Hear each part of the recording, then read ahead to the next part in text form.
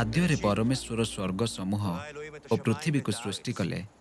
ପୃଥିବୀ ନିର୍ଜନ ଓ ଶୂନ୍ୟ ଥିଲା, ଆଉ ଗଭୀର ଜଳ ଉପରେ ଅନ୍ଧକାର ଥିଲା। ପୁଣି ପରମେଶ୍ୱରଙ୍କ ଆତ୍ମା ଜଳ ଉପରେ ବ୍ୟାପ୍ତ ଥିଲେ। ଏଥି ଉତ୍ତାରେ ପରମେଶ୍ୱର କହିଲେ, ଦୀପ୍ତି ହେଉ। ତହିଁରେ ଦୀପ୍ତି ହେଲା। ଏଥି ଉତ୍ତାରେ ପରମେଶ୍ୱର କହିଲେ, ଆମ୍ଭେମାନେ ଆପଣା ପ୍ରତିମୂର୍ତ୍ତିରେ ଓ ଆପଣା ସାଦୃଶ୍ୟରେ ମନୁଷ୍ୟକୁ ନିର୍ମାଣ କରୁ। ସେମାନେ ଜଳଚର ମତ୍ସ୍ୟଗଣ ଓ ଖେଚର ପକ୍ଷୀଗଣ ଓ ପଶୁଗଣ ଓ ସମସ୍ତ ପୃଥିବୀ ଓ ଭୂମିରେ ଗମନଶୀଳ ସବୁ ଉରଗାମୀ ଜନ୍ତୁ ଉପରେ କର୍ତ୍ତୃତ୍ୱ କରିବେ। ସେହି ସମୟରେ କ୍ଷେତ୍ରରେ କୌଣସି ତୃଣ ନଥିଲା ଓ ଭୂମିରେ କୌଣସି ଶାକ ନଥିଲା, ଯେହେତୁ ସଦାପ୍ରଭୁ ପରମେଶ୍ୱର ପୃଥିବୀରେ ବୃଷ୍ଟି କରାଇ ନଥିଲେ, ଆଉ କୃଷି କର୍ମ କରିବାକୁ ମନୁଷ୍ୟ ହିଁ ନଥିଲା।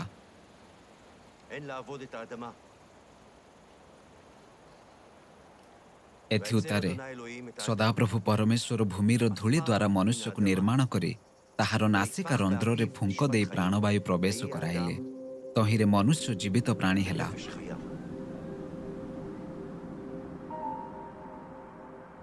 ଆଉ ସଦାପ୍ରଭୁ ପରମେଶ୍ୱର ପୂର୍ବ ଦିଗସ୍ଥ ଏଦନ ନାମକ ସ୍ଥାନରେ ଏକ ଉଦ୍ୟାନ ପ୍ରସ୍ତୁତ କରି ସେଠାରେ ସ୍ୱନିର୍ମିତ ମନୁଷ୍ୟକୁ ରଖିଲେ।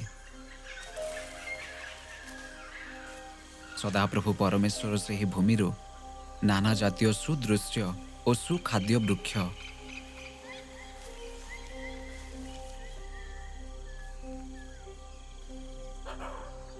ପୁଣି ସେହି ଉଦ୍ୟାନର ମଧ୍ୟ ସ୍ଥାନରେ ଅମୃତ ବୃକ୍ଷ ଓ ସତ୍ ଜ୍ଞାନଦାୟକ ବୃକ୍ଷ ଉତ୍ପନ୍ନ କଲେ।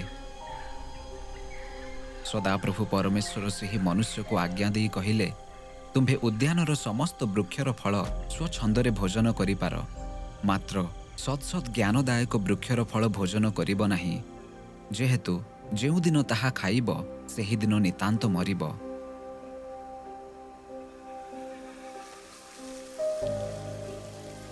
ଏଥି ଉତ୍ତାରେ ସଦାପ୍ରଭୁ ପରମେଶ୍ୱର କହିଲେ, ମନୁଷ୍ୟ ଏକାକୀ ଥିବା ଭଲ ନୁହେଁ, ଆମ୍ଭେ ତାହା ନିମନ୍ତେ ତାହାର ଅନୁରୂପ ସହକାରିଣୀ ନିର୍ମାଣ କରିବା।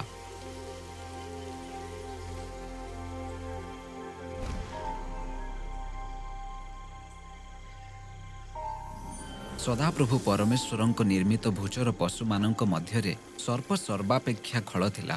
ସେ ନାରୀଙ୍କୁ କହିଲା, ଆଗ ଏ କି ସତ୍ୟ, ଉଦ୍ୟାନର କୌଣସି ବୃକ୍ଷର ଫଳ ଖାଇବାକୁ ପରମେଶ୍ୱର ତୁମ୍ଭମାନଙ୍କୁ ନିଷେଧ କରିଅଛନ୍ତି? ସର୍ପ ନାରୀଙ୍କୁ କହିଲା, ତୁମ୍ଭେମାନେ କୌଣସି ରୂପେ ମରିବ ନାହିଁ, ବରଞ୍ଚ ପରମେଶ୍ୱର ଜାଣନ୍ତି ତୁମ୍ଭେମାନେ ଯେଉଁଦିନ ତାହା ଖାଇବ ସେହିଦିନ ତୁମ୍ଭମାନଙ୍କ ଚକ୍ଷୁ ପ୍ରସନ୍ନ ହେବ। ତହିଁରେ ତୁମ୍ଭେମାନେ ପରମେଶ୍ୱରଙ୍କ ପରି ଭଲ ଓ ମନ୍ଦର ଜ୍ଞାନ ପାଇବ। ଏଥିରେ ନାରୀ ସେହି ବୃକ୍ଷକୁ ସୁଖାଦ୍ୟର ଉତ୍ପାଦକ ଓ ନୟନର ଲୋଭଜନକ ଓ ଜ୍ଞାନ ଦେବା ନିମିତ୍ତ ବାଞ୍ଛନୀୟ ଦେଖି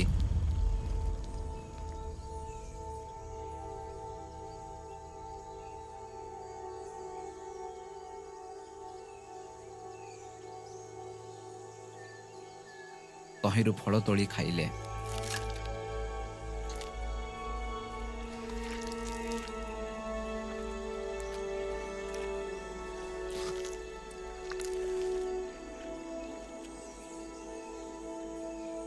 ପୁଣି ଆପଣା ସଙ୍ଗସ୍ଥ ସ୍ୱାମୀଙ୍କୁ ଦିଅନ୍ତେ,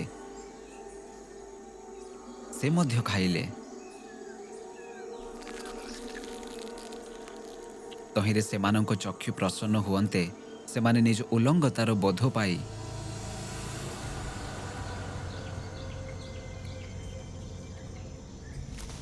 ଡିମ୍ବିରି ବୃକ୍ଷର ପତ୍ର ସିଇଁ ଘାଗରା ବନାଇଲେ। ସେତେବେଳେ ସଦାପ୍ରଭୁ ପରମେଶ୍ୱର ନାରୀଙ୍କୁ କହିଲେ, ଏ କି କଲ? ନାରୀ କହିଲେ, ସର୍ପ ମୋତେ ଭୁଲାଇଲା, ତହିଁରେ ମୁଁ ଖାଇଲି।